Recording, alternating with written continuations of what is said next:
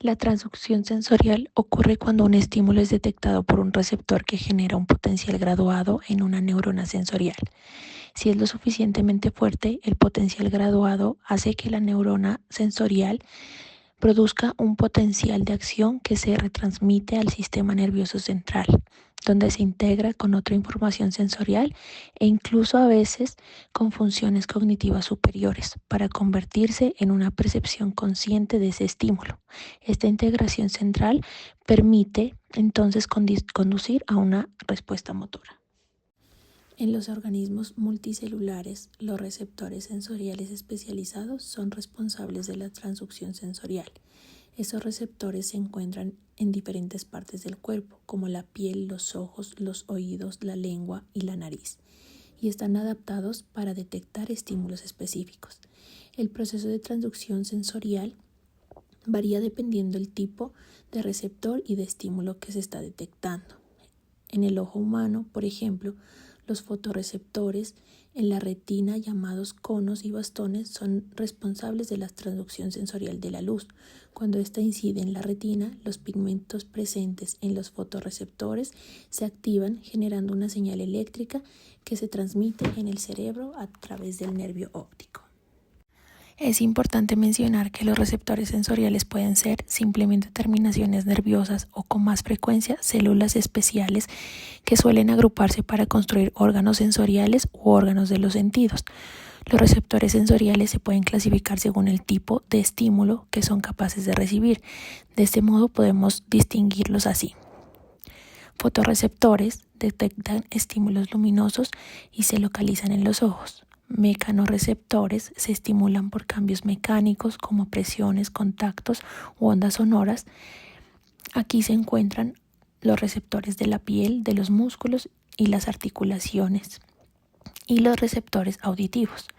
Los quimiorreceptores captan información de los cambios químicos. Los receptores del gusto y del olfato pertenecen a este grupo. Termorreceptores detectan cambios de temperatura, se incluyen entre ellos algunos receptores de la piel. Es así como la transducción sensorial es la base de la percepción que nos permite interpretar el mundo que nos rodea y asimismo relacionarnos y adaptarnos mejor al entorno. La corteza cerebral es la capa más externa del cerebro, formada principalmente por sustancia gris. Esta estructura es importante para el procesamiento de información sensorial y motora, además de ser esencial para las funciones cognitivas superiores, como el pensamiento, la memoria, la toma de decisiones y el lenguaje. La corteza cerebral se divide en diferentes lóbulos, que son el lóbulo frontal, parietal, occipital y el lóbulo temporal, donde cada uno cumple una función específica. El lóbulo frontal es la porción más grande de la corteza cerebral y se localiza en la parte delantera del cerebro. Se encarga de funciones cognitivas superiores como el razonamiento, la planificación, la toma de decisiones y la regulación de los movimientos voluntarios. En esta área también se encuentra la corteza motora primaria, responsable de controlar los movimientos corporales, así como el área de Broca, que juega un papel esencial en la producción del lenguaje. En el lóbulo parietal vamos a encontrar que está situado en la parte superior y central del cerebro.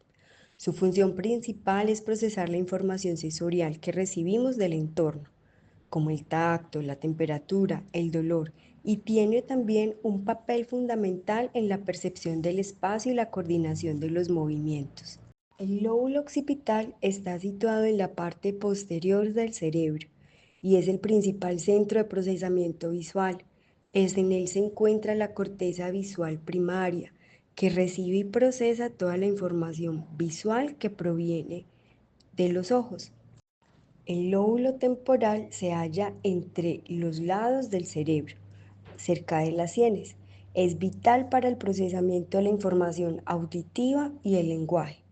En esta región se encuentra el área de Wernicke, que es la clave para la comprensión del lenguaje, tanto hablado como escrito, y además está involucrado en los procesos de memoria y emociones. Los lóbulos tienen áreas. que es el área primaria y el área secundaria. El área primaria son las primeras en recibir la información sensorial directa del entorno o en enviar señales motoras hacia los músculos.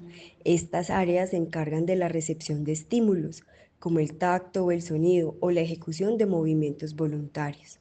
Las áreas secundarias tienen la función de procesar, interpretar y refinar esa información, además de planificar movimientos más complejos que no pueden ser gestionados únicamente por las áreas primarias.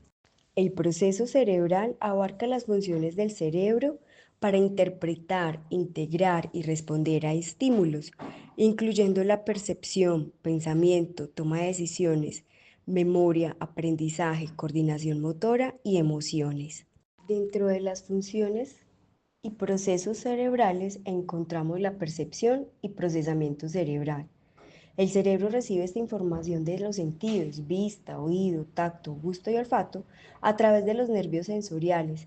Esta información se procesa en diferentes áreas del cerebro, como la corteza sensorial primaria, para generar una representación consciente del entorno. También está el control motor. El cerebro coordina y envía señales a los músculos a través de las áreas como la corteza motora primaria, lo que permite la ejecución de movimientos voluntarios. Además, el cerebelo y los ganglios basales ayudan en la coordinación y la regulación del movimiento. Otra función es la cognición y pensamiento. Procesos como la resolución de problemas, el razonamiento, la planificación y la toma de decisiones ocurren cuando principalmente el lóbulo frontal, aquí en el cerebro, combina información sensorial y experiencias previas para generar pensamiento y soluciones. Otra función es la memoria y el aprendizaje. La memoria es fundamental en el proceso cerebral y se divide en diferentes tipos, como la memoria a corto plazo, a largo plazo, implícita, es decir, no consciente, y explícita consciente. Estructuras como el hipocampo son esenciales para la consolidación de la memoria. También están las emociones. El cerebro también regula las respuestas emocionales a través de estructuras como el sistema límbico, que incluye la amígdala, el hipocampo y otras áreas.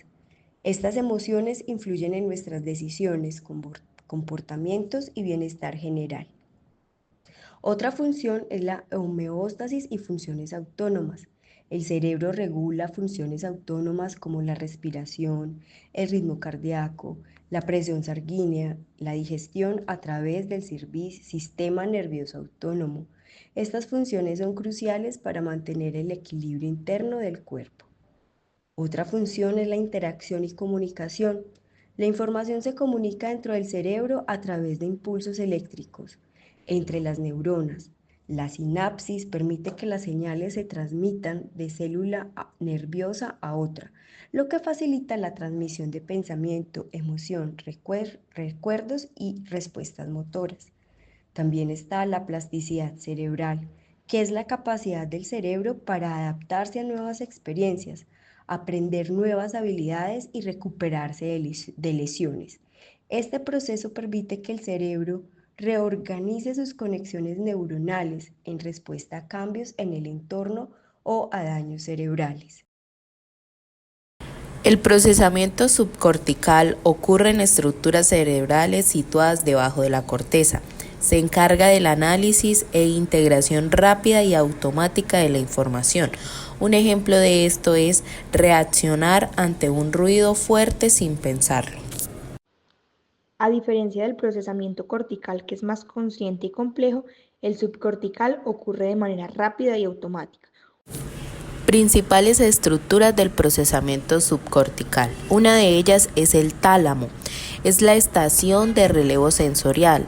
Recibe información de los sentidos y la dirige a la corteza. Funciona como un centro de control. Ejemplo: cuando vemos un objeto, la información pasa por el tálamo antes de llegar a la corteza visual. Otra de las estructuras son los ganglios basales, el control del movimiento. Intervienen en la planificación y ejecución de movimientos voluntarios, regulan hábitos motores automáticos. Un ejemplo de esto son aquellos movimientos que realizamos al caminar y sin pensar en cada paso.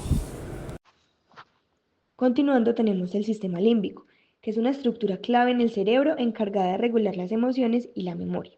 El sistema límbico está compuesto por varias regiones, entre ellas la amígdala y el hipocampo. La amígdala es la encargada de procesar las emociones, especialmente el miedo y la agresión. Por otro lado, el hipocampo está relacionado con la memoria y el aprendizaje. Un ejemplo de lo anterior es cuando recordamos una experiencia emocionalmente intensa. La amígdala y el hipocampo han trabajado juntos para poder almacenar esta experiencia. El cerebelo es el encargado de la coordinación del movimiento, el equilibrio y la precisión de los movimientos musculares. Aunque no inicia como tal el movimiento, ya que esa función recae en la corteza motora del cerebro, el cerebelo se encarga de ajustarlo y afinarlo para que sea fluido y preciso. También participa en el aprendizaje motor, ayudando a mejorar los movimientos con la práctica, como por ejemplo andar en bicicleta o tocar un instrumento musical. El tronco encefálico es fundamental para las funciones vitales y los reflejos. Controla procesos automáticos como la respiración, la frecuencia cardíaca, la presión arterial y la digestión. También regula reflejos esenciales como la deglución, el parpadeo y la tos. Además, sirve como conexión entre el cerebro, el cerebelo y la médula espinal, transmitiendo información sensorial y motora. Un ejemplo es cuando dormimos, nuestro cuerpo sigue respirando sin que tengamos que pensar. Para concluir, como hemos visto, el procesamiento subcortical nos permite reaccionar rápidamente y realizar muchas funciones sin pensar en ellas.